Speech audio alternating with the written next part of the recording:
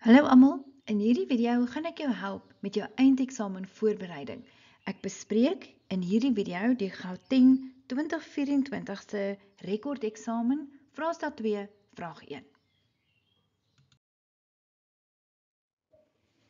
Die tabel hieronder toon die maandelikse salarisse van 100 werknemers by Adams Law. En daar sal jy nou die tabel sien. Daar in die eerste kolom is die maandelikse salarisse in R1000 en dan is daar die aantal werknemers en dan is daar 'n leë kolom, die kumulatiewe frekwensie kolom. Vraag 1 sê teken 'n ogief, die kumulatiewe frekwensiegrafiek of kromme of kurwe om die data wat in hierdie tabel verskaf is voor te stel.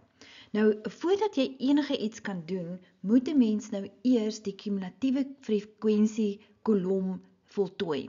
En hoe jy dit doen, is in die heel eerste reël daar, gaan skryf jy daardie getal. En dan gaan 'n ou sê 3 plus 4 is 7. Nou, dit is hoe jou kumulatiewe frekwensie kolom gaan klaarmaak. Dan gaan jy sê 7 plus 13 is 20, 20 plus 20 is 40, 40 plus 21 is 61, 61 plus 12 is 73, 73 plus 12 is 85, 85 plus 8 is 93, 93 plus 5 is 98, 98 plus 2 is 100. En my raad aan jou is, as jy nie hier 100 gekry het nie, dan het jy ergens iets verkeerd gedoen, want hulle het gesê dit was 100 werknemers. Nou verder, om jou kumulatiewe frekwensie grafiek te skets, het jy ook koördinate nodig. Nou die eerste ding wat ek vir jou wil leer, is daar moet 'n grondkoördinaat wees. En jou grondkoördinaat se y is altyd 0 en die eerste jou x-koördinaat is altyd daardie eerste interval se getal. So in hierdie geval gaan jou grondkoördinaat die punt 00 wees. Dan om jou gewone koördinate te kry, dan gaan jy altyd sê daardie getal wat jy laaste vind, dit is jou x-koördinaat en jou kumulatiewe frekwensie, dit is jou y-koördinaat. So kom ons doen sommer nog enetjie. Die tweede koördinaat gaan daardie getal daar is die x-koördinaat en die kumulatiewe frekwensie is die y-koördinaat.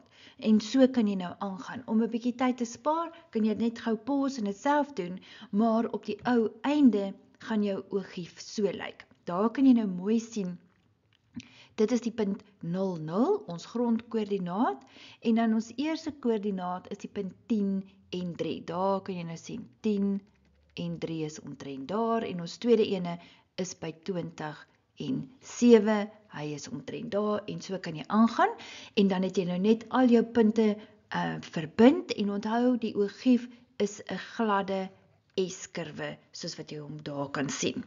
'n Mens moet dan hier op die y-as sê, dit is die kumulatiewe frekwensie, en op die x-as moet jy die as benoem, dis die maandelikse salarisse, en dui so 1 of 2 koördinate aan, en natuurlik jou sagte S-kurwe.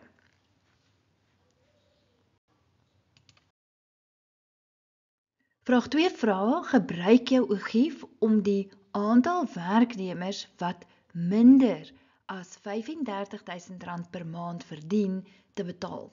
So wat 'n mens dan doen, is dan gaan jy na 35.000, kyk hier is 30, so 35 is daar in die middel, en jy ry op tot by, en nou ry jy na jou kumulatiewe frekwensie toe, en dan gaan jy sien, jou antwoord lees jy af by 30 werknemers.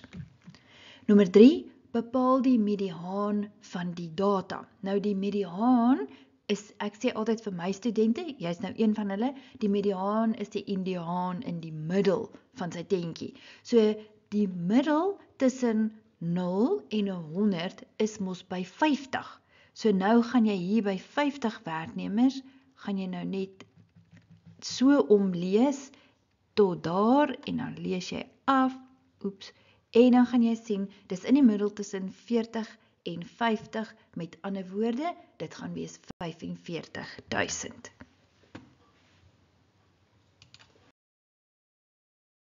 Nommer 4. Die maandelikse salarisse van 5 werknemers in die interval tussen 80.000 en 90.000 word hieronder gegee. En daar kan jy dit nou sien. 84.000, 85, 87, 89, 89. Van 5 werknemers. 2 werknemers uit die interval, so uit 'n ander interval, 70 tot 80, is nou bevorder en ontvang respectiewelik maandelikse salarisse van 83.000 en 84.000. Nou vra die vraag, bepaal die gemiddelde maandelikse salarisse in daardie interval. Nou, wat hulle hier met jou gedoen het, is eintlik om die gemiddeld te kry, sal jy mos nou sê, daar's 5 werknemers, jy gaan al daai getalle bymekaar tel, en dan gaan jy dit deur 5 deel. Maar nou hier het hulle dit so bietjie moeiliker gemaak, en hulle het vir jou gesê, daar het nou eintlik 2 bygekom. Maar waar het hulle nou vandaan gekom? Hulle het van die vorige interval bygekom, dis eintlik nie, dis net 'n klomp nonsens nie. Dit gaan net daaroor, dat saam met hierdie 5, is daar nou eintlik 2 wat bygekom het.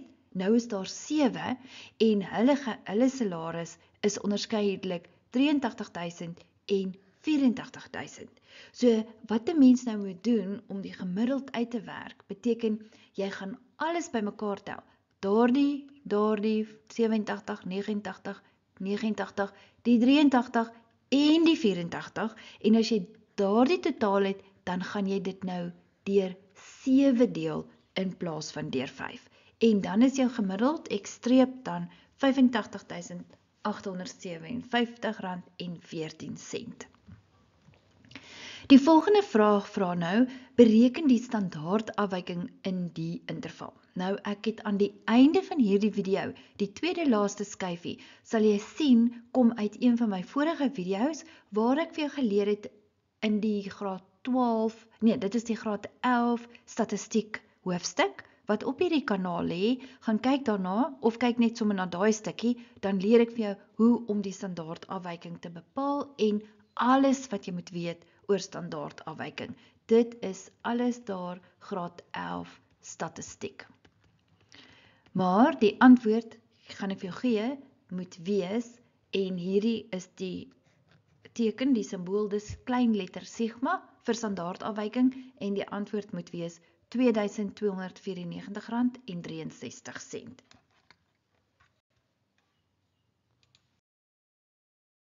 Nommer 3 vra nou, bereken die persentasie werknemers wie se maandelikse salaris binne een standaardafwyking vanaf die gemiddelde is. Nou wat jy nodig het is hierdie klein formule wat nie op die formuleblad is nie. En dit beteken, dit is die gemiddelde, daardie is gemiddelde minus standaardafwyking, en dit is gemiddelde plus standaardafwyking. En dan kyk jy nou, wat lê, hoeveel van jou waardes lê tussen daardie 2. Nou, ons gemiddelde van die vorige vraag was 85.800 ensovoorts, minus ons standaardafwyking 2200, en dan aan hierdie kant weer eens die gemiddelde plus die standaardafwyking, en dan kry jy nou daardie 2 getalle. So jou antwoord gaan nou, dit is nou daardie, jou antwoord gaan nou tussen daardie 2 kante lê. Nou kom ons dink gou mooi, daar is ons data van ons eerste 5 werknemers wat in daardie interval lê, en dan het daar moes nog hierdie ander 2 bygekom. So ek het hulle daar vir jou geskryf. Nou kyk nou, hoeveel waardes lê tussen hierdie interval? Nou goed, 83.500, dit is ons onderste grens. So hierdie waarde is nog net 83, so hy lê nie daar nie. So ons 83.562 lê omtrent daarso. So daar is hierdie waarde wat daar lê, en dan ons eindwaarde is 88.000. So stem jy met my saam dat 89 is te groot en 89 is te groot, want 88.151 lê omtrent daar. So, hoeveel waardes lê nou tussen daardie twee? Dan kan jy sê dit is 1, 2, 3, 4 waardes lê tussen die twee intervalle. Met ander woorde, dit is 4, lê daar uit 'n totaal van 7, maal jy dit met 100 om 'n persentasie te kry, so jou antwoord is 57,14%.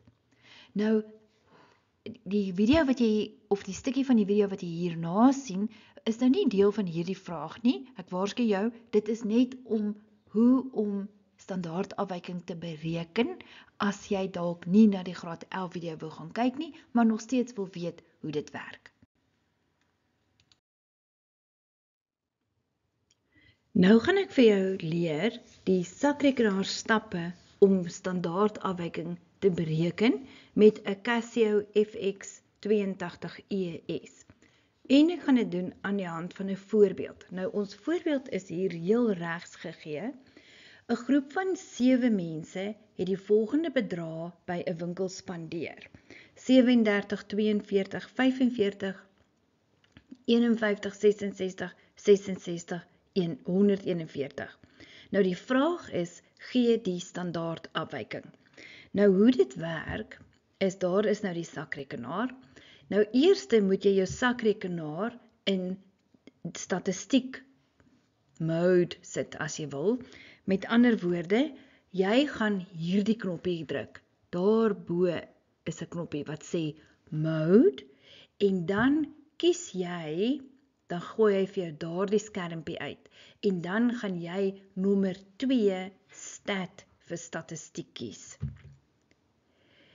Dan verskyn op die skermpie die volgende. Nou gaan jy nommer 1 waar kies en dan gaan jy die data items inpons. Met ander woorde, 37 is gelyk aan na elke item. 42 is gelyk aan. 45 is gelyk aan. Totdat jy almal ingepons het. Heel aan die einde, dan gaan jy die AC knoppie druk. Dit is daardie knoppie. Nou gaan jy vir jou sakrekenaar sê, shift, wat daardie knoppie is, dan druk jy hom, shift, en dan gaan die volgende verskyn. So jy gaan sê, shift 1 stat, en dit kry jy eintlik hierbo, dis daardie knoppie. Dan verskyn die volgende. Nou gaan jy die opsie 5 waar kies, en dan verskyn die volgende op die skerm. Nou ons wil die standaardafwyking bereken, en standaardafwyking is dan nou nommer 3, hierdie ene wat die standaardafwyking tekentjie in het, en is gelyk aan. En as jy dit dan nou kry op jou sakrekenaar, dan gaan jy sien, die standaardafwyking vir hierdie datastel is 33,12. Die volgende wat ek vir jou wil wys, is nommer 2, is hoe om die gemiddelde te bereken. Nou dit is presies al die stappe wat jy hier sou doen, dis nou net as jy hier na 5 waar kom, na daardie stap, en hy gooi vir jou daardie skerm uit, dan gaan jy nommer 2 kies, want nommer 2 is daar sien jy vir x-streep die gemiddelde, met 'n is gelyk aan, en dan is die gemiddelde se waarde 64. Baie dankie dat jy na my video gekyk het. Hier sal jy sien aan die linkerkant het ek vraag 2 van hierdie Gauteng 24 rekordeksamen vraestel vir jou aangeheg, en aan die regterkant sal jy sien is die 2 playlists. Die een is die graad 11 statistiek en die ander een die graad 12 statistiek. En sal jy vir my 'n guns doen, like asseblief my video of gee my sommer 'n kommentaar as jy lus het.